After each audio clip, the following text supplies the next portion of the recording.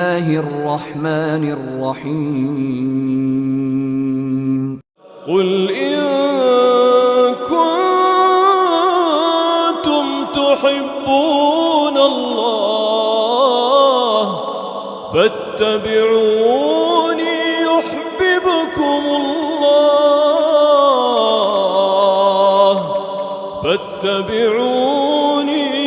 يحببكم الله ويغفر لكم ذنوبكم والله غفور رحيم قل أطيعوا الله والرسول